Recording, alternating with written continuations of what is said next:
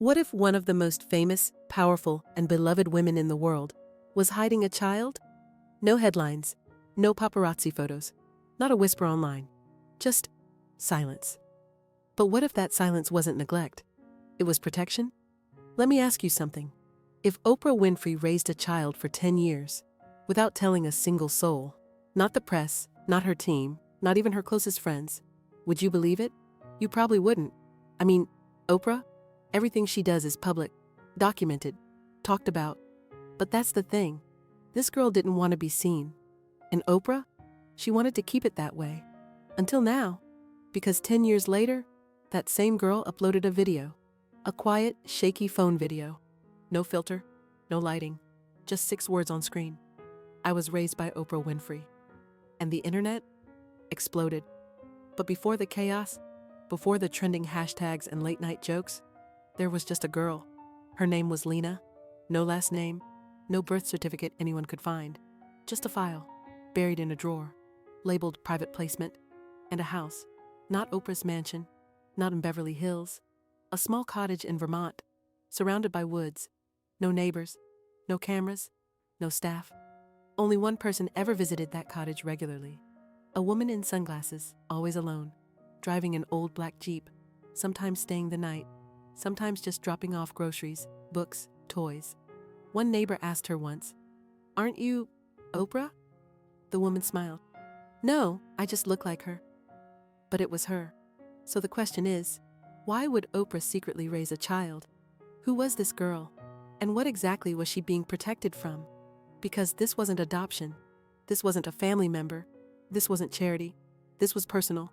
And it all started with a promise Oprah made nearly 25 years ago. A promise to someone no one remembers anymore. But Oprah never forgot. Lena wasn't a normal kid. She didn't go to school. She didn't have play dates. She didn't even have a real birth certificate. But she had books, hundreds of them. She had journals. She had cameras. And every month, a handwritten letter would arrive in the mail. No stamp, no sender. Just one word on the envelope. O. Inside, a message. Sometimes short, sometimes long. Remember, what you know is your power.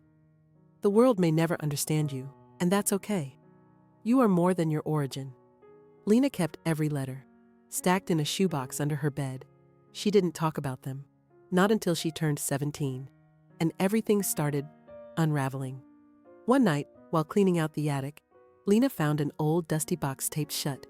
Inside, photos. Photos of herself, as a baby, with a woman she didn't recognize, and Oprah. But here's the weird part. In almost every photo, Oprah wasn't smiling. She looked sad, protective, tense. And in one photo, Oprah stood in front of a hospital bed, holding a baby. The woman in the bed, same eyes as Lena, same hairline, same dimples. On the back of the photo, one sentence. "I promised her I'd keep you safe." Wait, what? Who was this woman? Lena's birth mother? And why would Oprah be the one holding that promise? She confronted the caretaker who lived nearby, an older woman named June who had delivered groceries when Oprah couldn't. "Who is she?" Lena asked, holding up the photo. June hesitated, then said, "Your mother wasn't supposed to die that day." That sentence changed everything. Lena's entire world flipped. She had been told her mother died during childbirth. No details, no questions allowed. But now, "Your mother was part of something bigger," June said quietly. "She knew things that made her dangerous." "To who?" Lena asked. "To powerful people." "And Oprah?" June nodded. "She took you before they could, before anyone could silence what your mother knew." That's when Lena realized. Her life wasn't an accident. It was a secret, a shield, a promise kept in silence. But why keep her hidden? What was so dangerous? That Oprah Winfrey, the most public woman in the world, had to disappear into the woods every month just to protect her? And why now? After 17 years, was Lena finally putting her story online? Was she breaking the silence, or was she sending a message? The day after finding the photos, Lena did something she'd never done before. She searched her own name online. Nothing. No records. No mentions. It was like she didn't exist. So she searched something else. Oprah Winfrey, plus 2007, plus hospital incident, plus Vermont. And there it was. A small article from a local paper. No author listed. Just one paragraph. Local woman reportedly passes away during emergency delivery at St. Agnes Hospital. Infant presumed lost. Confidentiality requested by anonymous benefactor. Infant presumed lost? But Lena was right there, alive, reading that sentence, heart pounding. Someone had made her disappear, on paper. But why? And who helped Oprah pull it off? She texted Oprah that night. "I found the photo. We need to talk." No response. She called, straight to voicemail. That's when Lena knew. This was bigger than a forgotten promise. This was a cover-up. She went back to the attic, dug deeper. At the bottom of the box, behind old books and wrapped baby clothes, a VHS tape labeled in black marker, for O only. She didn't even have a way to play it, so she borrowed an old TV and VCR from June, the caretaker, slid the tape in, pressed play. Grainy footage, a hospital room, a woman lying in bed, same woman from the photo, looking straight into the camera. Her voice shaky but sharp. "If you're watching this, it means I didn't make it. I don't trust the doctors. I don't trust the people outside this room. They think I don't know, but I do." She paused. "I've seen what they do to whistleblowers, to women like me.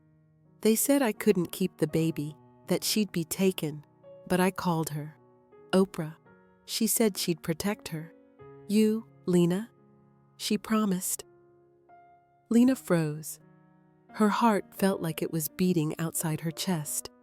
Then the woman looked straight into the lens and whispered, "They're watching me even now. I'm sorry you'll never know me, but Oprah will tell you everything when the time is right." Then, static. That was it.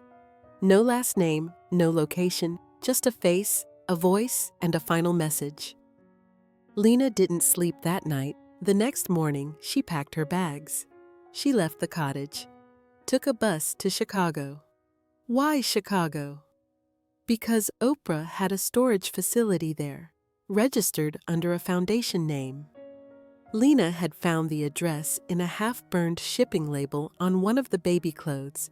It was risky, but she had to know. Inside the storage unit, files, boxes, and a red envelope, labeled Lena. "Read when you're ready." She opened it. Inside, a letter, handwritten, from Oprah. "If you're reading this, it means you've started asking questions, and you deserve answers. But know this, truth is heavier than silence, and once you open this door, you can't close it again." Lena kept reading, and what she found next was something that would flip everything upside down. The letter in Lena's hands was shaking. Her eyes scanned each line like it might catch fire and vanish before she finished. "Your mother's name was Marissa Tate. She was a researcher. Brilliant, stubborn, and fearless. She uncovered something that powerful people didn't want the world to know.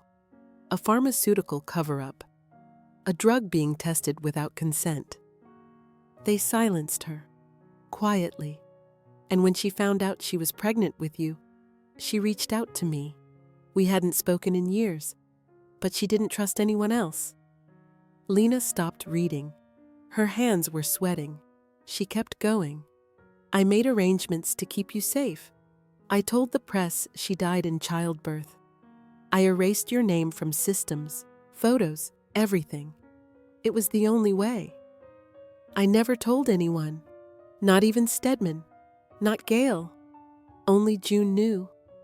I visited you every month to make sure you were still okay. And every time I saw you, I wanted to tell you. But the moment I did, they would come for you too." At the bottom of the letter, a phone number. "If you call this number, they'll know you've found the truth. But be ready. Once you call, there's no going back." Lena sat there, heart racing, tears falling. She looked around the unit. Files, evidence, photos of her mother's research, names, companies, people she'd never heard of. This wasn't just family drama. It was a scandal buried so deep it never made the news. And she wasn't just a survivor. She was the last piece, the living evidence. And maybe that's why she finally uploaded the video. Not for clout, not to hurt Oprah, but to start the clock. Because the second that video went live, the silence would break, and someone would come looking. A week later, Lena vanished. Her YouTube video reached 1.4 million views in 24 hours. People thought it was fake. Some thought it was viral marketing. Others went full conspiracy mode. But Oprah, she didn't post, didn't deny it, didn't say a word. Except one tweet. Simple. No caption, just a photo of a red envelope, placed gently on a wooden porch railing. Some say it was her way of letting go. Others think it was a warning. But Lena's story didn't end there, because 2 months later, an anonymous Dropbox folder was leaked. Inside, everything her mother had discovered. Reports, tapes, confessions. The scandal was real. The world saw it. And they knew the truth doesn't die. It waits, patiently, until someone brave enough breaks the silence. That person was a girl the world thought didn't exist, raised in the woods, protected by one of the most powerful women alive. And if this story made your heart race, if you felt the weight of secrets and the power of truth, hit like, drop a comment. Would you have told the world? And subscribe to eWrote Stories, where the unbelievable feels just a little too real. Because sometimes, the loudest voices belong to those who were never meant to speak.